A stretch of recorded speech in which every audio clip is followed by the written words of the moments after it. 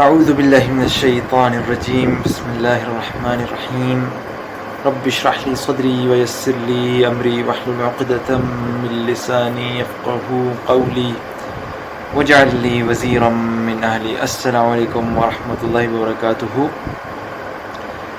Family life کے لیے آج میں آپ لوگوں کے لیے لایا ہوں 7 ٹپس جو آپ کی فیملی لائف میں، گھریلو زندگی میں اور جنرلی بھی یہ ٹپس آپ جنرلی انسانوں کے ساتھ معاملات میں استعمال کر سکتے ہیں، لیکن خاص طور پہ گھریلو معاملات میں گھر والوں کے ساتھ، فیملی کے ساتھ ان 7 ٹپس کو اگر آپ فالو کریں تو انشاءاللہ آپ کی فیملی لائف بہتر ہو سکتی ہے، امپروو ہو سکتی ہے۔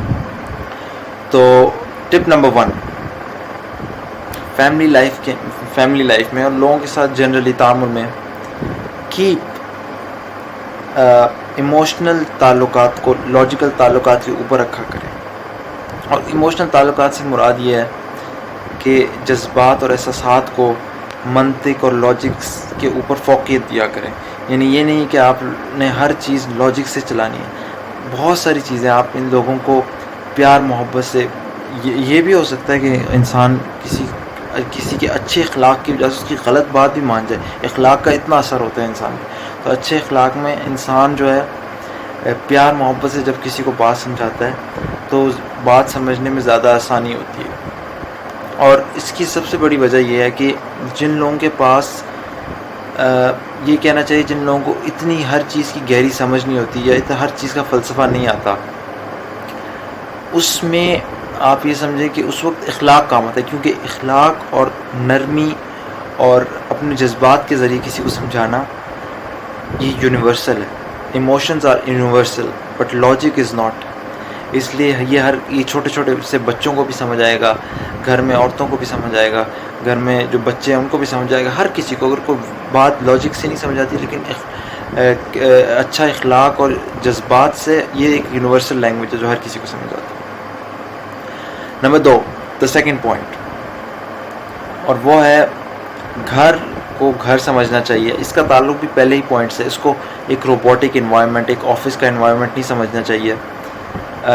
اس کی ایک میں نے بہت اچھی مثال پہلے، مطلب جس طرح فار ایگزامپل میں نے ایک دفعہ سنی تھی کہ ایک کرکٹر یا کوئی پلیئر ہو، وہ میدان میں، اپنے کھیل کے میدان میں تو بڑے جذبے سے چیخ چلا کے بولے گا، لیکن گھر آ کے اپنی بیوی کو یہ نہیں کہے گا مجھے پراٹھا دو، مجھے چائے دو، نہیں، وہ گھر میں گھر کے ماحول کے حساب سے لوگوں کے ساتھ تعامل رکھے گا۔ اس گھر میں آپ نے گھر کا ہی ماحول رکھنا ہے، کیونکہ گھر کوئی آفس نہیں ہوتا جہاں آپ اسٹرکٹ موڈ میں کام کریں، اور جب کام کرنا شروع کر دیں تو پھر ان کے گھر والوں کے ساتھ ایک فری فرینک ماحول نہ رکھیں جہاں پہ ہنسی مذاق اور ایک light mood who.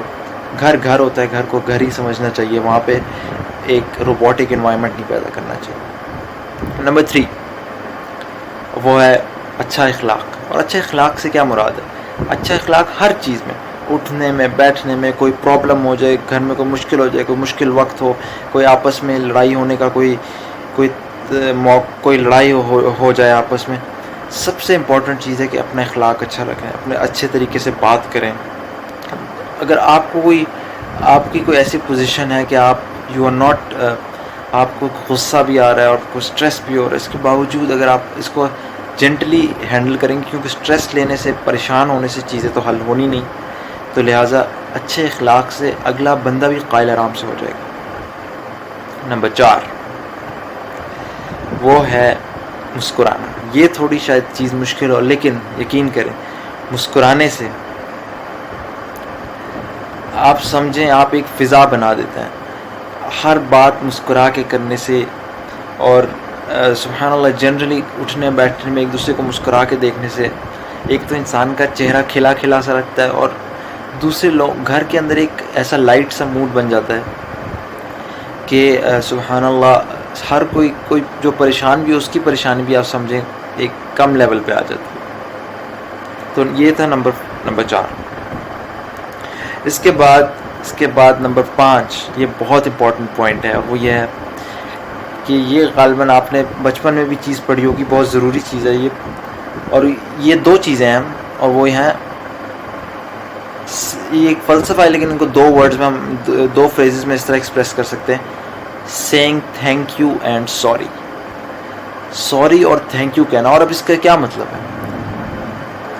Thank you کا تو یہ صرف یہ مطلب نہیں ہے کہ لپ سروس کہہ دی جائے کہ اس طرح آپ کسی کو تھینک یو کہ کام کے لیے. یہ بھی ہے اس کا مطلب ایک سمپل سا مطلب, لیکن اس کا ڈیپ مطلب کیا ہے؟ فار ایگزامپل اگر آپ کی والدہ آپ کے لیے کھانا بنا کے لاتی ہیں اور آپ کو واقعی میں اچھا لگتا ہے تو اس کھانے کی تعریف کرنا, یہ کتنا اچھا طریقہ ہے ان کو شکریہ ادا کرنے کا. یا آپ کے والد آپ کے لیے کچھ لے کے آتے ہیں تو آپ ان کو صرف تھینک یو کہنے کے بجائے اس چیز سے لطف اٹھاتے ہیں, آپ خوش ہوتے ہیں, آپ ان کو گلے لگاتے ہیں. Thank you is a deeper meaning. It means آپ ان کی نعمت سے خوش ہوتے ہیں. آپ you not only thankful by your words, آپ you want to go more than that. آپ دل سے اس کو اپریشیٹ کرتے ہیں, اگلے کو یہ احساس دلاتے ہیں کہ جو آپ نے کیا اس کو میرے دل کی گہرائیوں سے مجھے اس سے خوشی محسوس ہو. اور سوری کا مطلب صرف سوری کا مطلب یہ نہیں سوری کیا کہ سوری کا مطلب ہے اپنی غلطی کا, اگر وہ واقعی میں غلطی ہے, اگر غلطی نہیں ہے تو اگلے کو پیار محبت سے قائل کریں کہ آپ نے غلط بات کہی, لیکن اگر وہ واقعی میں غلطی ہے تو سوری کا مطلب اس کا اعتراف کرنا, اگلے کے سامنے جھک جانا اور یہ کہنا کہ واقعی میں نے غلطی کی تھی, اس کو پیار سے اس چیز کا نرمی سے اعتراف کرنا. سبحان اللہ, آپ اندازہ نہیں کر سکتے اس سے اگلے بندے کے دل میں آپ کے لیے کتنی بڑی یعنی جگہ پیدا ہوگی. وہ آپ کے لیے کتنا بڑا دل کر لے گا جب آپ اس کو سوری کہیں گے. تو یہ تھے نمبر 5. نمبر 6, اور یہ پوائنٹ بھی بہت ضروری ہے فیملی لائف میں تو خاص طور پہ بہت ضروری ہے, جنرلی لوگوں کے ساتھ بھی, وہ ہے گیونگ گفٹس, تحفے تحائف دینا. جیسا کہ رسول اللہ صلی اللہ علیہ وسلم نے بھی فرمایا کہ تحادو تحابو, کہ آپس میں تحفے دو, آپس میں محبت بڑھے گی. تو ایک تو فزیکل گفٹس ہیں جو کہ وہ بھی دینے چاہیے, ان کی بھی بہت اہمیت ہے, لیکن اس کے ساتھ ساتھ انٹلیکچوئل گفٹس بھی ہیں.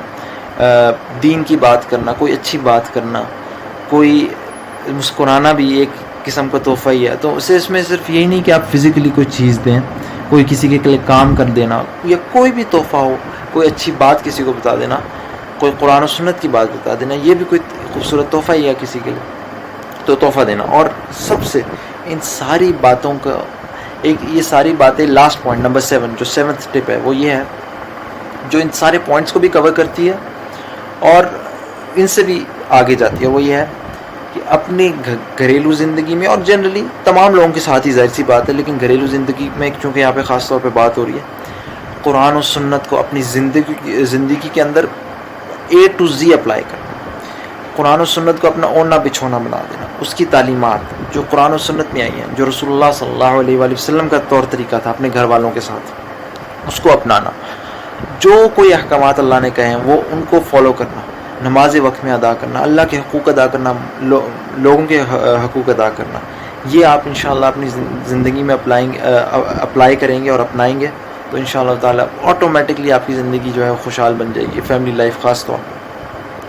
تو اللہ تعالیٰ سے یہ دعا ہے آخر میں کہ اللہ تعالیٰ ہم سب کو گھریلو زندگی میں پیار محبت ایک دوسرے سے کرنے کی توفیق عطا فرمائے, ایک دوسرے کی عزت کرنے کی توفیق عطا فرمائے, اور ایک دوسرے سے نرمی سے پیش آنے کی توفیق عطا فرمائے, خواہ حالات خوشگوار ہوں یا حالات اتنے خوشگوار نہ ہوں. ہر معاملے ہر حال میں ہمیں اللہ اپنا فرما بردار اور رسول اللہ صلی اللہ علیہ وآلہ وسلم کا فرما بردار اور اپنے گھر والوں کے ساتھ نرمی سے, عزت سے اور پیار محبت سے پیش آنے کی توفیق عطا فرمائے. سبحانک اللہم و بحمدک, اشہد ان لا الہ الا انت, استغفرک و اتوب الیک, وما علینا الا البلاغ المبین.